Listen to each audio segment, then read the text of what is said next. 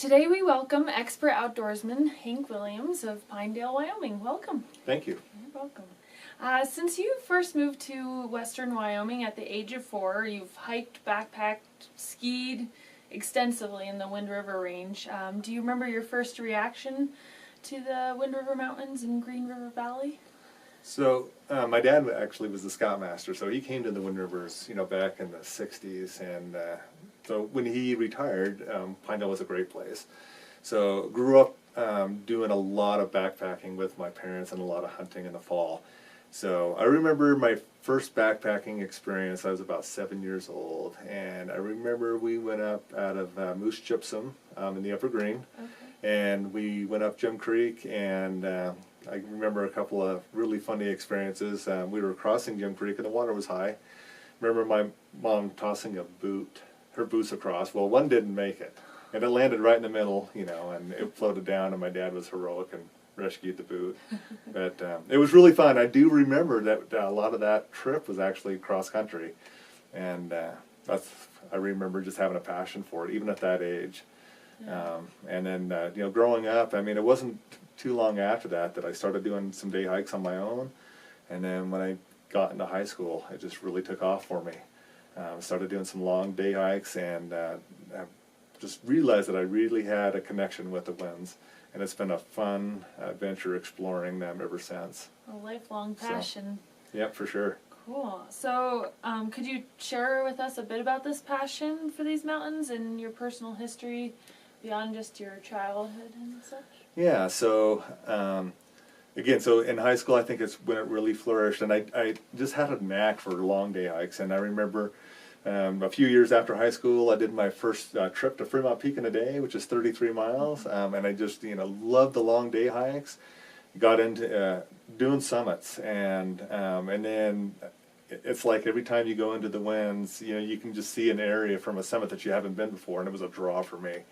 And then after that, I kind of just realized that, hey, I can do stuff in the winds year round, and for a long time there, I would do anywhere from like 6 to 12 backpacks a year in the winds, and just go year round, and just a really neat opportunity to go someplace new almost every time.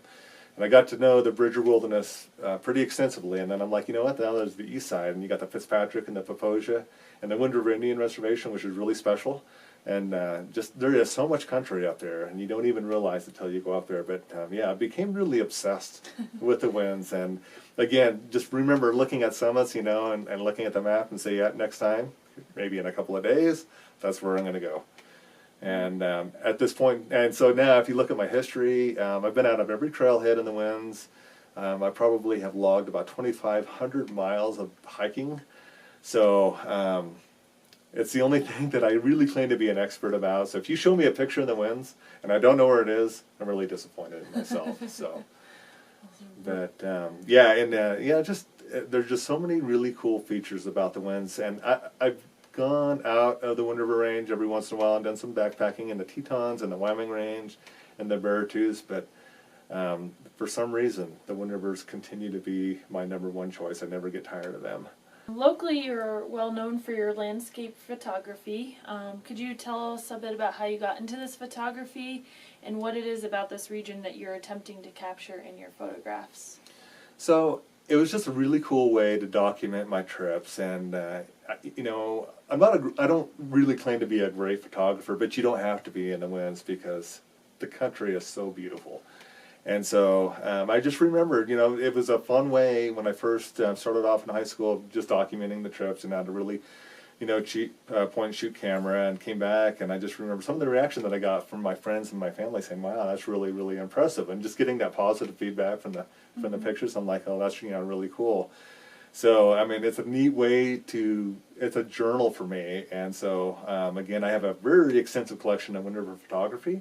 And personally, it's kind of cool to go back and look at those pictures. It jogs memories of adventures and everything.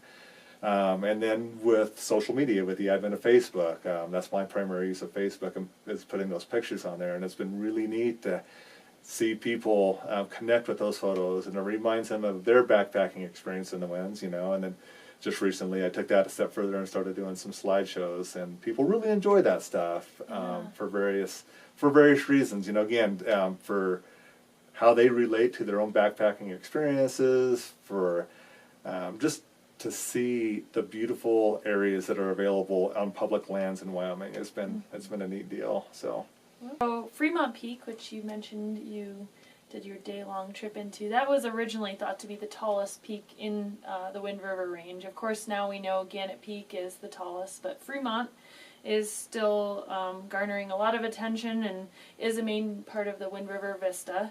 How would you describe Fremont Peak? What's it like? So I've done Fremont Peak 5 times, and it's fantastic. You know, it's really an awesome vantage point because you can see on a clear day the entire range north to south.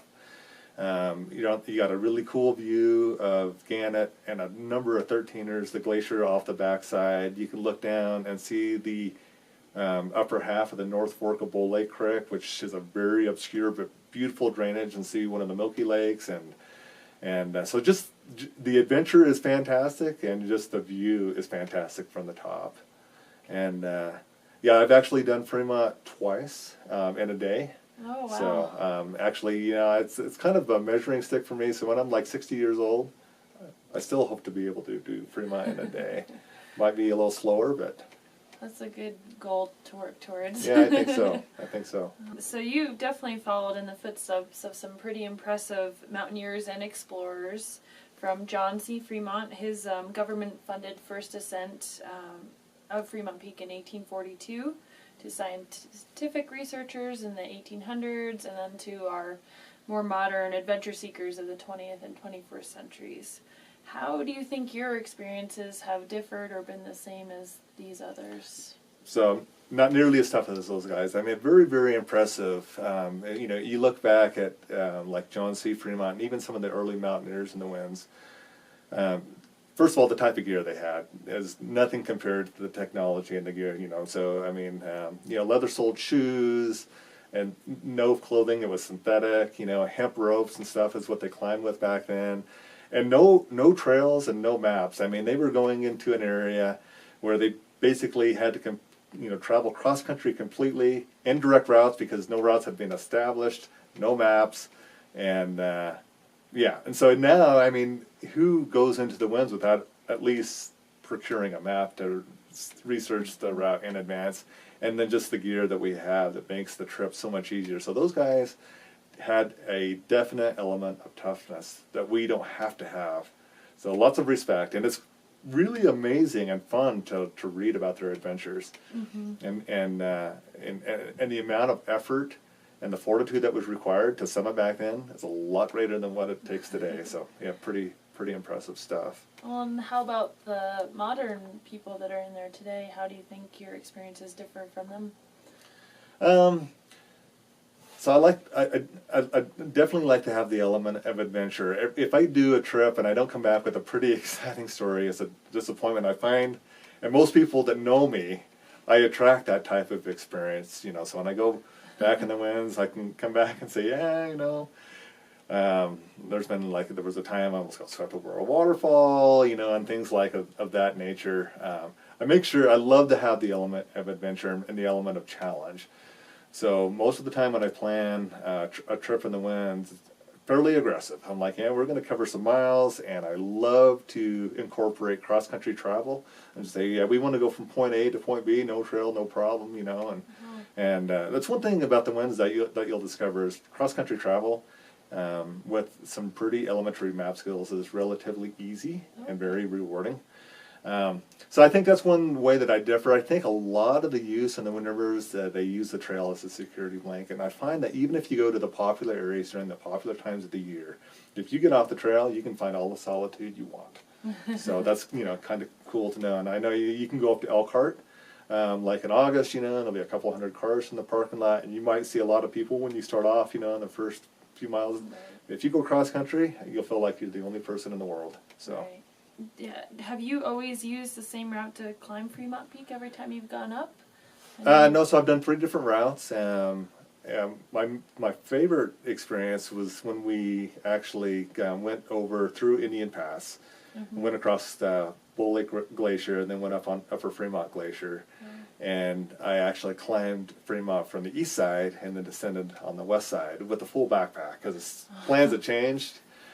But there's a feature on the backside called the Brooks Run, which is where the glacier separates away from the snowfield. And looking down in that thing was fairly deep, and just going up on that east side was fun. And it was also a neat experience because it was in 2012, and there was a big fire burning over in the Wyoming range.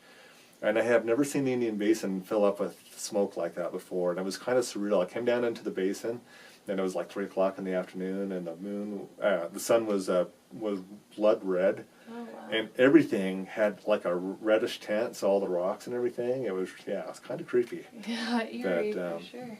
Yeah, that was a fun experience coming back up from that east side across the glacier. So, do you have any other fun stories that you'd like to share with us about either I could tell you or the Wind Rivers in general?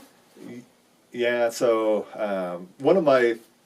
I get some online publicity besides Facebook, and so my first Fremont Peak trip in a day I did with he used to be a real estate agent here, and his name was James Rogers, and he had a website, and it was called Off the Paved Road. So we did Fremont Peak together in a day, and then he posted a story about it. But there are so many adventures in the winds. I mean, if you wanted me to start talking about my adventures in the winds, we would be here for a very long time. But I've done Gannett 4 times.